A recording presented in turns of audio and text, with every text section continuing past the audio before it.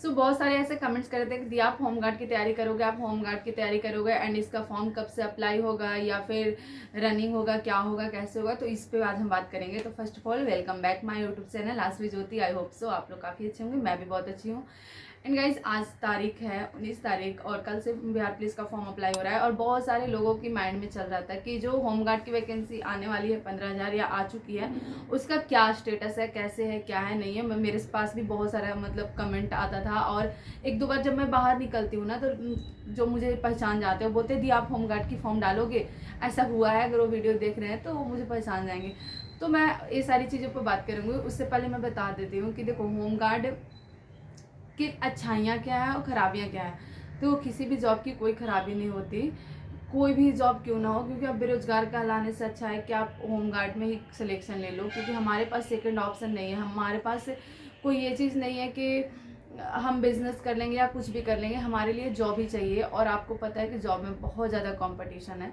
अब देखो बात आती है कि क्या मैं फॉर्म फिल करूँगी, उससे पहले मैं बता दूँ कि इसका नोटिफिकेशन आउट हो रहा है कल से एक आपको पोस्टर दिख रहा होगा जिसपे आपके आपके डिस्ट्रिक्ट का नाम और आपके डिस्ट्रिक्ट ग्राउंड का नाम, जैसे मान लो कि मैं कोई गया से है तो गया, फिर गांधी मैदान, और फिर उसके सेंटर पे कितने लोगों को पर डे बुलाया जाएगा, ये सारी चीज़ें लिखा हुआ एक नोटिस वायरल हो रहा है। आई थिंक आप लोग देखे होंगे अगर होमगार्ड की आप प्रॉपर प्रिपरेशन कर रहे हो तो उसमें बता रहा है कि हाँ आपके जो होम टाउन है, होम टाउन तो नहीं मतलब जो आपका डिस्ट्रिक्ट है वो, और उस डिस्ट्रिक्ट में जो ग्राउंड पड़ता है जहाँ पे वो रनिंग करवाएंगे वो, और फिर कितने कैंडिडेट को बुलाएंगे, मतलब कितने लोगों को बुलाएंगे, 1,000 से 1,600 तक पर डे लोगों को बुलाएंगे। गाइस ये ना ओपन भर्ती होने वाला है। आई थिंक मेरे अकॉर्डिंग ऐसा लग रहा है, वैसा ही होगा मेरे अकॉर्डिंग। क्या, क्योंकि अभी तक कोई डेट नहीं आया, कोई फॉर्म नहीं आया और इसका अप्रैल तक क्लियर करने का मतलब डीएम के पास ये आदेश है। तो आई थिंक इसका ओपन भर्ती होगा, जैसे बहुत सारे आर्मी वगैरह में होता है ना, मतलब वो अलग आर्मी में, ऐसे नॉर्मल आर्मी का एग्जाम भी होता है, तो उस तरह से ओपन भर्ती होगा। आप अपने सारे डॉक्यूमेंट्स जो भी होता है एनसीएल, एडब्ल्यूएस और कास्ट सर्टिफिकेट या जो भी होता है, आवासीय आय, वो सारी चीज़ें बनवा कर रख लो और आप प्रॉपर रनिंग करो, एकदम फूल कर रनिंग करो। देखो इसकी अच्छाइयाँ मैं बता रही हूँ। अगर आप एवरेज स्टूडेंट हो, एवरेज मतलब कि मेरी तरह हो या फिर मेरे से भी कम हो, क्योंकि हम लोग भी एवरेज में ही आते हैं, कोई हायर मतलब बहुत अच्छे एजुकेशन नहीं है, मतलब बहुत तेज नहीं है, कहने का मतलब ये है। तो अगर आप एवरेज स्टूडेंट हो या एवरेज से कम भी हो, अगर आपकी रनिंग बहुत अच्छी है, फिजिकल बहुत अच्छा है, रनिंग में इसमें कुछ नहीं है, इसकी रनिंग बहुत अच्छा है, अगर आपका फिजिकल ऑल ओवर अच्छा है ना, तो अगर इसमें आपका सिलेक्शन होता है तो इसका पहली फायदा आपको यह है कि बेरोजगारी का धब्बा छूट जाएगा और एक आपको मतलब रोजगार मिल जाएगा, जिसपे आपको 22 से 25,000 तक सैलरी आपके अकाउंट में आएंगे। अब देखो एक मिडिल क्लास फैमिली या फिर आप 1 रुपया भी नहीं कमा रहे हो, वहाँ पे अगर 20 से 25,000 आपको सैलरी मिलती है तो ये बहुत बड़ी बात है।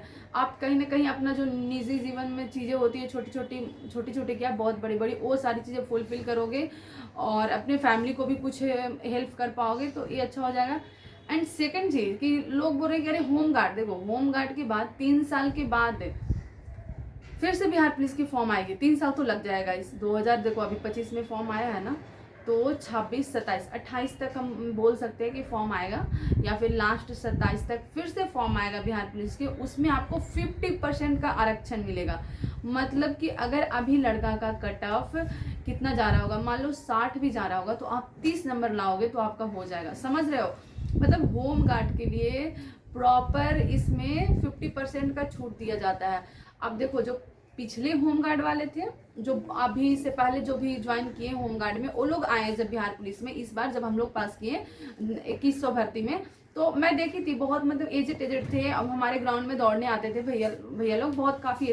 वो लोग का प्रॉब्लम क्या था ना कि वो लोग बहुत पहले ज्वाइन किए हैं, बहुत उम्मीद, मतलब मुझे नहीं लगता इतना वो पढ़े होंगे, लिटरली उनको देख के मैं बता रही हूँ, क्योंकि आरक्षण की वजह से उनके पास कोटा होता है, उसके अकॉर्डिंग वो होगा। लेकिन उनका फिजिकल इतना स्ट्रांग नहीं था, क्योंकि वो बहुत एजेड थे, मतलब कि 40 साल ऐसे थे, 40 तक के एज के थे। तो वो लोग को जब वो ऑप्शन मिल सकता है, तो सोचो अगर अभी आप लोग चले जाओगे, जो कोई 20 साल का होगा, कोई 21 साल का होगा, कोई 18 साल का होगा, मतलब इस एज में जिसकी फिजिकल बहुत अच्छा है वो चल जाएगा, तो 3 साल बाद आप आराम से बिहार पुलिस में जा सकते हो, बिना कोई भी मतलब रुकावट का, होता है ना कि कोई भी आपके पास प्रॉब्लम नहीं होगा। आप कम भी पढ़ोगे, फिजिकल अच्छा रखोगे और माइंड में आपको रहना चाहिए कि हाँ मुझे बिहार पुलिस करना है, तो आप फिजिकल हमेशा अच्छा रखोगे तो फिजिकल के अकॉर्डिंग आपका फिर सिलेक्शन हो जाएगा बिहार पुलिस में। तो देखो बिहार पुलिस, हम लोग बिहार पुलिस के लिए भी तो फाइट कर रहे थे, और बिहार पुलिस बहुत अच्छा गाइज मतलब जॉब है, एक अपना स्टेट का जॉब बहुत अच्छा है, दरोगा के बाद बिहारी पुलिस आता है ना, तो कोई दिक्कत नहीं है। तो ये चीज़ें अच्छी थी, मतलब अच्छी चीज़ें हैं होम गार्ड की वैकेंसी के लिए। अब बात आती है क्या मैं भर सकती हूँ या फिर क्या मैं रनिंग करूँगी, क्या मैं दौड़ूंगी। आप ये बताओ कि जो लड़की बिहार पुलिस की रनिंग नहीं कर सकती, जो लड़की बिहार पुलिस हाई जंप गोला में प्रॉब्लम होता है, वो लड़की मतलब कहाँ से कर लेगी होम गार्ड की तैयारी।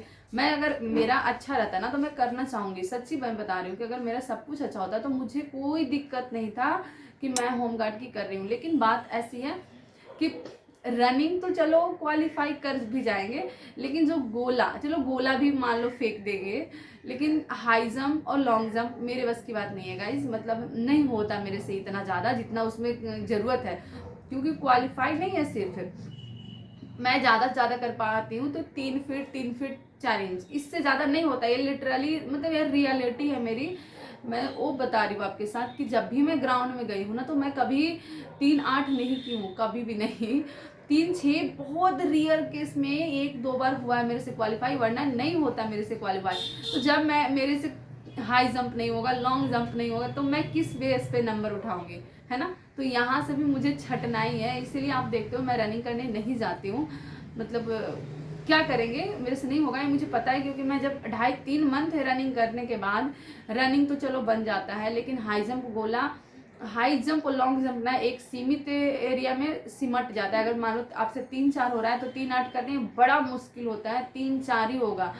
उसी तरह से लॉन्ग जंप में भी सेम होता है। मैं लॉन्ग जंप तो कभी ट्राई ही नहीं की हूँ। जब दिल्ली पुलिस का मेरा एग्जाम था, एग्जाम क्वालिफाई हुआ था, और जब दिल्ली पुलिस का मेरा फिजिकल था ना, उस टाइम मैं लॉन्ग जंप की थी 2-4 बार, तो मेरे से नहीं होता था। मतलब जितना दिल्ली पुलिस में ना उसकी रिक्वायरमेंट है 11 फीट आई थिंक है, मैं मुझे अभी एग्जैक्ट याद नहीं है, उतना भी मेरे से नहीं होता था। मैं कैसे बताऊँ, इसमें नंबर लाना है ना गाइस, तो फिर मेरे से नंबर लाने में प्रॉब्लम होगी, और अगर मैं नंबर नहीं ला पाऊंगी तो फिर मेरा मेरिट नहीं बनेगा। कहने का मतलब ये है। तो मैं सोचती हूँ वहाँ टाइम मेरा वेस्ट होगा कहीं ना कहीं, बस यही था। मतलब मेरा होम गार्ड में टाइम वेस्ट होगा, ये उसके लिए है जिसका फिजिकल बहुत अच्छा है। सारे आर्मी वाले मतलब कटअप ऐसा नहीं कम जाएगा, बहुत अच्छा खासा कटअप जाएगा, क्योंकि जितने आर्मी वाले बच्चे हैं ना जो बहुत रनिंग करते हैं, बहुत हाई लॉन्ग जंप वगैरह उनका बहुत अच्छा है, वो सारे सीट को फुल करेंगे और कटअप अच्छा खासा जाएगा। ये मतलब फैक्ट है, रियलिटी है।